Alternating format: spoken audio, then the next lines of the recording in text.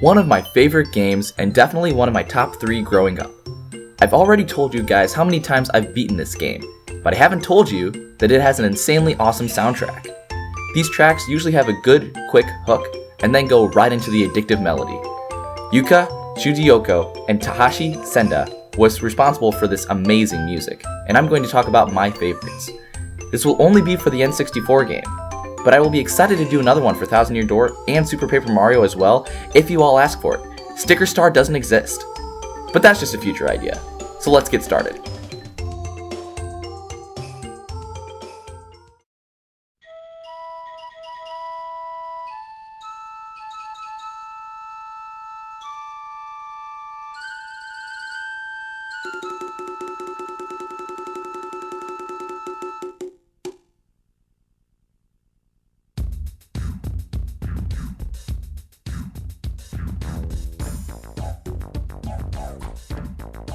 Starting off the list is Raphael De Ravin. You just saved all of the Yoshis from the forest with the help of Sushi, but you still have a little more to do there. You have to find a way into the volcano, and hiding in the forest is the right bird for the job. Once you find his humble abode, you're met with this chilled out, funky groove that makes you want to tap your feet to the beat. It gets you agitated just a bit, but not enough to stop your climb.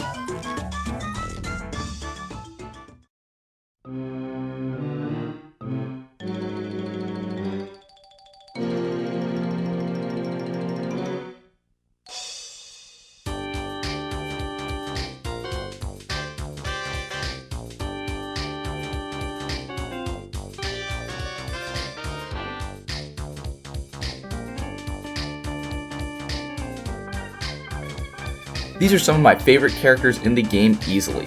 The first time you encounter these guys as Mario is when they're disguised as toads and blocking the path.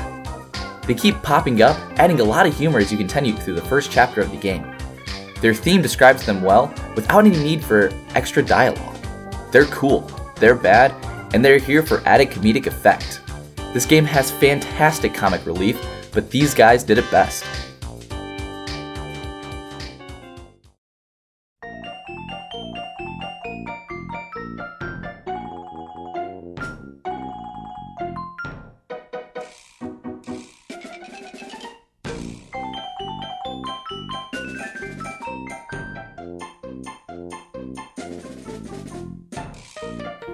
This melody just screams fun. As a kid playing this game, this was my favorite chapter easily. You get to jump down into a toy box and go exploring in there, that's already fun. Then you go back into Toad Town, and your way of getting from station to station is by throwing in a toy train you found. It was the most creative level I've ever seen to that point. Running around here was like running around in an amusement park, with all the wacky things going on. Only the Glitz Pit in Thousand Year Door can beat this Paper Mario chapter, in my mind.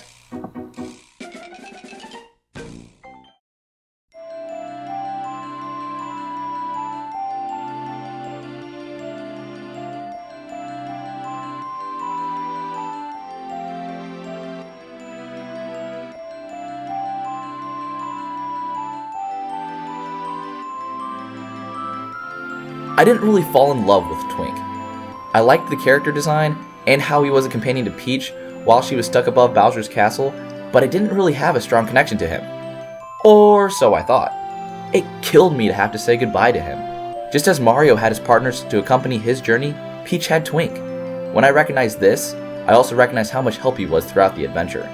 This track had a great emotional impact, which was a really cool change of pace.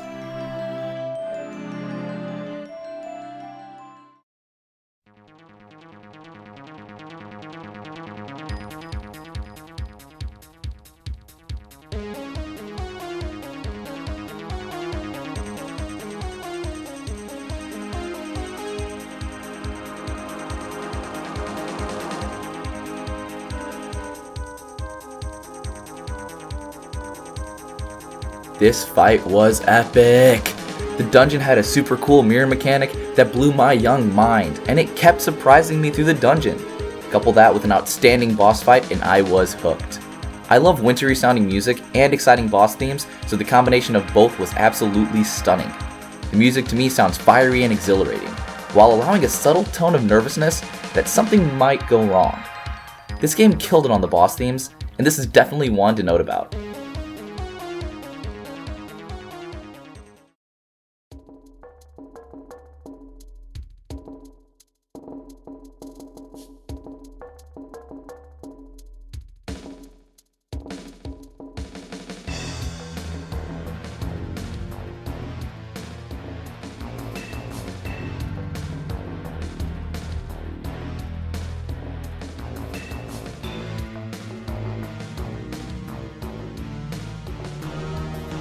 This is the exact song I pictured when I arrived on Bowser's doorstep.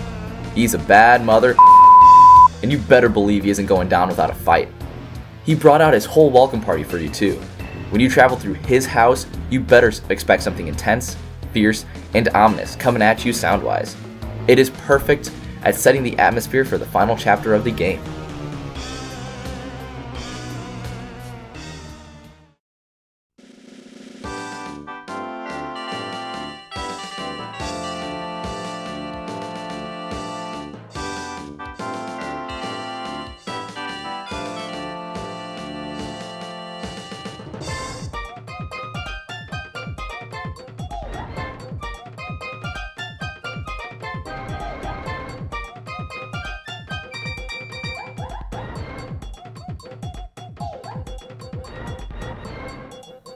This was another boss fight that was absolutely fantastic, if not my favorite in the game.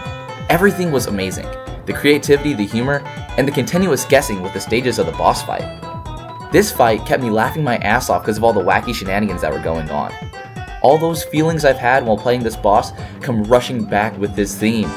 It keeps you on your feet, and while you're smiling all the whole way through.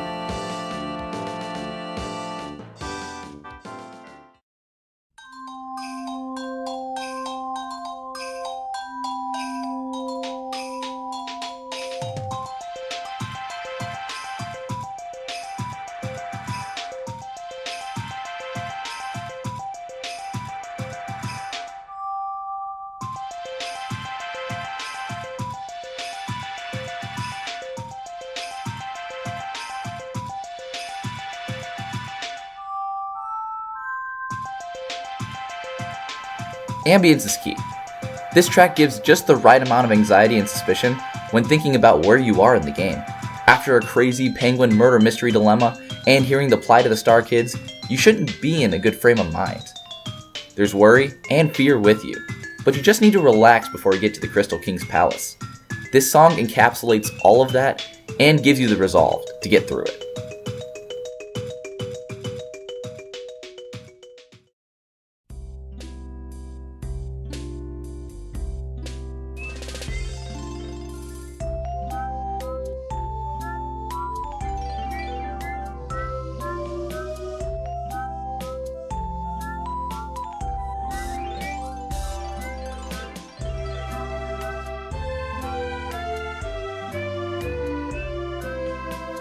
Like I just said before, ambience is key.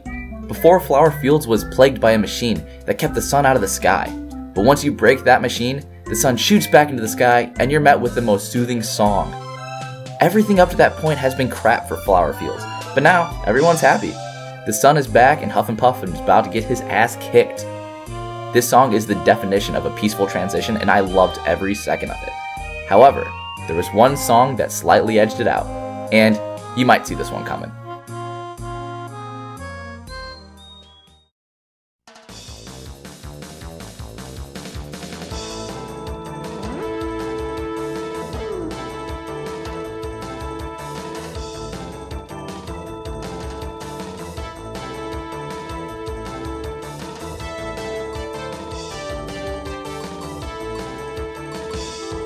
How can this not be my number one?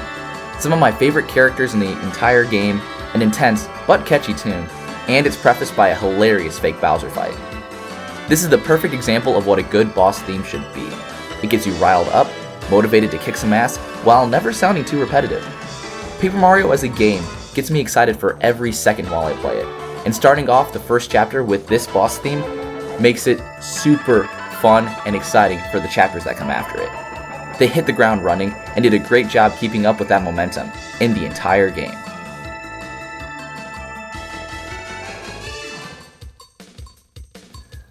What do you think of the list? It was really hard to narrow it down to just 10 songs, so I'd recommend checking out more of them if you loved these. If you have any suggestions for Mike, Travis, or I, let us know in the comments. Like always, thanks for watching. This is Nick, signing off.